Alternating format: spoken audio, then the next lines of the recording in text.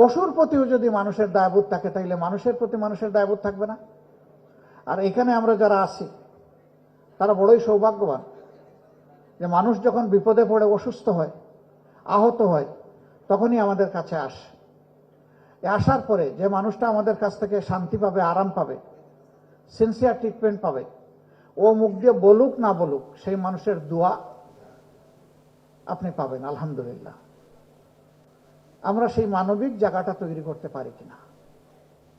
আল্লাহ আমাদেরকে যে বিবেক দিয়েছেন সেই বিবেক অনুযায়ী আমরা দুনিয়ার সামনে একটা মডেল উপস্থাপন করতে পারি কিনা? ওয়েস্টার্ন বিশ্বে আমি এই কথাটা বারবার বলেছি, তারা বলে doctors next to the God. Allah তাআলা জীবন দেন আর ডাক্তার আমার জীবনটাকে সুস্থ রাখে।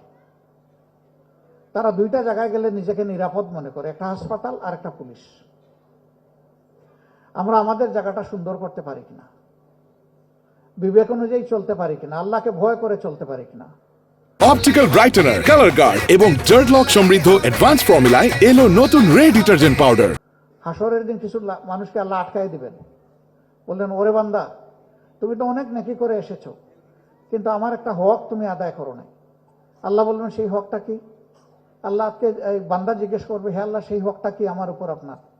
বলবেন যে আমি অসুস্থ হয়ে তোমার কাছে গিয়েছিলাম, তুমি মন ভরে সেদিন আমার সেবাটা করো নাই। বান্দা চমকে যাবে, হে আল্লাহ আপনি কেমনে অসুস্থ হবেন আর আমি কেমনে সেবা করব? বলে হ্যাঁ আমি না তো, আমারই একটা বান্দা অথবা বান্দি তোমার কাছে অসুস্থ হয়ে গিয়েছিল, তুমি তার সেবা করলেই আমার সেবা করা হতো। তুমি সেদিন যেহেতু তার সেবা করো নাই, আমার হকও তুমি আদায় করো নাই, আমরা আটকা পড়ে যাব। সম্মানিত ভাই বোনেরা, এই জায়গাটায় আমি অনুরোধ করব যে স্বচ্ছতা, বিবেকবোধ, দায়বোধ এবং দরদ নিয়েই যদি আমরা মানুষের প্রতি চিকিৎসার হারটা বাড়িয়ে দিই, আল্লাহ তাআলা দুনিয়ায়ও আমাদেরকে সম্মানিত করবেন, আখিরাতেও সম্মানিত করবেন। আর যে মানুষগুলো আমাদের কাছে আসবে তারা মনে অন্তরে একটা তৃপ্তি নিয়ে, প্রশান্তি নিয়ে আমাদের কাছ থেকে। আমাদের ভাই ডাক্তার অধ্যাপক ডাক্তার ইদ্রিস আলী, তিনি কেমন ছিলেন আমরা সবাই জানি।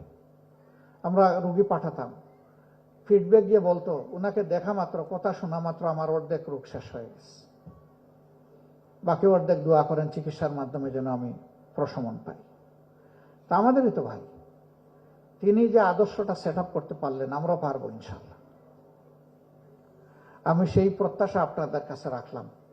আল্লাহ তাআলা আপনাদের সকলকে দেহের নয় শুধু মনের চিকিৎসা করার সেই সুযোগটাও দান করুন এবং মানুষের দোয়া লাভ করার সুযোগ আল্লাহ তাআলা আপনাদেরকে দান করুন।